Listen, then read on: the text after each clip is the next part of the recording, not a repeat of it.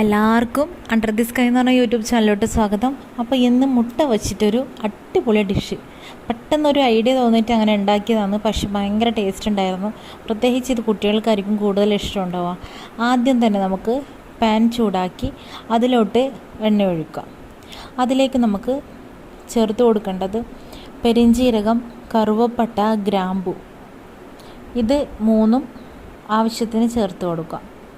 അപ്പം ഇത് ഞാൻ ഓൺലൈനായിട്ട് വാങ്ങിച്ചതായിരുന്നു. എന്നുവെച്ചാൽ നമ്മളെ പെരിഞ്ജീരകം ഇങ്ങനെയുള്ള ഐറ്റംസ് എല്ലാം വെക്കാൻ വേണ്ടിയിട്ടായിരുന്നു. ഒരു 4 ബോക്സ് പോലെയിൽ നമുക്ക് ആവശ്യത്തിനുള്ള, അതായത് ഒരു ഭാഗത്ത് പെരിഞ്ജീരകം, ഏലക്കായ്, കറുവപ്പട്ട, ഗ്രാമ്പു, ഇങ്ങനെ ഓരോ ഐറ്റംസ് വെക്കാം. വേറെ എന്തെങ്കിലും വെക്കാം. അപ്പോൾ അതുപോലെ ഞാൻ വെച്ചിട്ടുണ്ടായത്. അതിലോട്ട് നമ്മൾ പച്ചമുളക്, സവാള അരിഞ്ഞത്, അതുപോലെ തക്കാളി അരിഞ്ഞത്, വെളുത്തുള്ളി ചേർത്ത് കൊടുക്കുക. നന്നായി ഇത് വഴറ്റുക. കുറച്ച് ഉപ്പും ചേർത്ത് വഴറ്റി കൊടുക്കുക.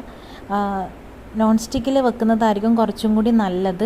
നമ്മൾ സാധാരണ നോർമൽ പാത്രത്തിൽ വെക്കുന്നതിനേക്കാൾ നോൺ സ്റ്റിക്കിൽ വെക്കുന്നതായിരിക്കും നല്ലത്. അപ്പോൾ ആദ്യം തന്നെ നന്നായി വഴറ്റി നല്ല വെന്ത് വരുമ്പം അതിലോട്ട് നമ്മൾ ഒരു 1/4 കപ്പ് ചെറുകിയ തേങ്ങ പാലെടുത്തത് നന്നായിട്ട്, അതായത് 1-ാം പാലും 2-ാം പാലും ഇല്ല, നല്ല ഒരു പ്രാവശ്യമായിട്ട് എടുത്തത് അതൊന്ന് ഒഴിച്ചു കൊടുക്കുക. ഇതാണ് ഇതിൻ്റെ മെയിൻ ഇൻഗ്രീഡിയൻറ്റ് പറയുന്നത്.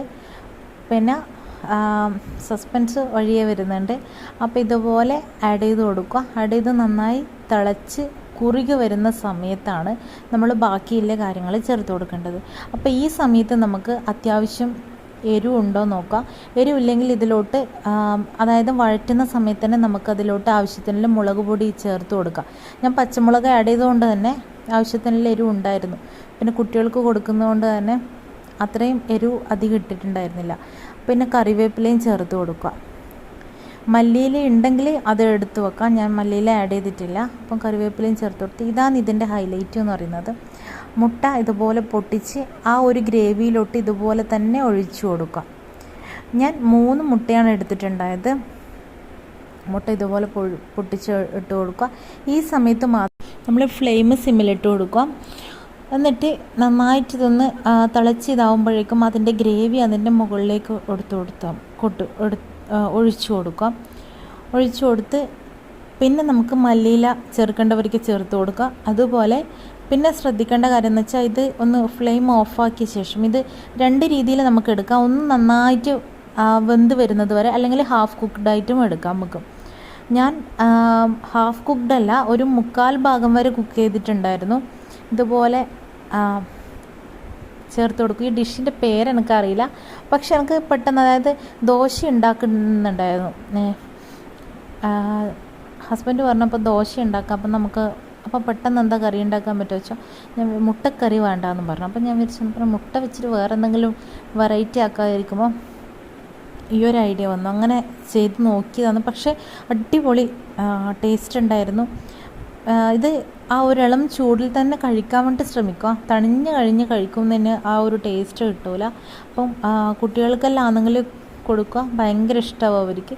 ഇതുപോലെ എല്ലാം റെഡിയായ ശേഷം ഞാൻ പച്ച വെളിച്ചെണ്ണ ഒഴിച്ചു കൊടുത്ത് അതിലോട്ട് കറിവേപ്പില ഇട്ട് കൊടുത്ത് ഒരു നുള്ള് നമ്മളെ ഗരം മസാല അത് മുകളിൽ ഇങ്ങനെ ചേർത്ത് കൊടുത്തിട്ടുണ്ടായിരുന്നു. അതിൻ്റെ ആ ഒരു ഫ്ലേവറും കൂടി വരുമ്പോഴത്തേനും ഭയങ്കര ടേസ്റ്റ് ഉണ്ടായിരുന്നു. അപ്പം ഇതെല്ലാവരും ഒന്ന് വീട്ടിൽ ട്രൈ ചെയ്ത് നോക്കുക.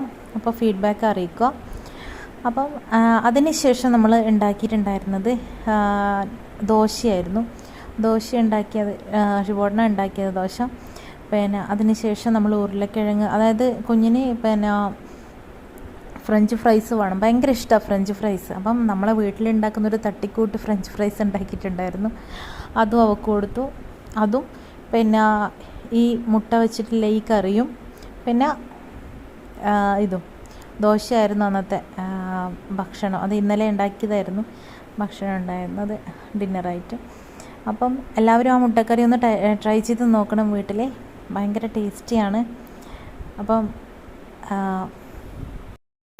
സാധാരണ തെച്ചുവിന് ഞാൻ ഫ്രഞ്ച് ഫ്രൈസ് ആക്കുന്ന സമയത്ത് അതിൻ്റെ കൂടെ ടൊമാറ്റോ സോസ് എന്നും പറഞ്ഞിട്ട്, അതായത് ഒരു തട്ടിക്കൂട്ട് ടൈപ്പ് സോസും കൂടി ആക്കി കൊടുക്കാറുണ്ട്. അതായത് തക്കാളിയൊക്കെ വഴറ്റിയെടുത്ത് അതൊന്ന് മിക്സിയിലടിച്ചരിച്ച് അതിൽ നുള്ളു പഞ്ചസാരയും ഒരു നുള്ളു മുളക് പൊടിയൊക്കെ ഇട്ട് ആ ഒരു സോസ് ടൈപ്പ് ആക്കിയിട്ട് കൊടുക്കാറുണ്ട്. കടയിൽ നിന്ന് വാങ്ങിക്കുന്ന സോസിനോട് ഞാൻ അധികം പ്രൊമോട്ട് ചെയ്യാറില്ല.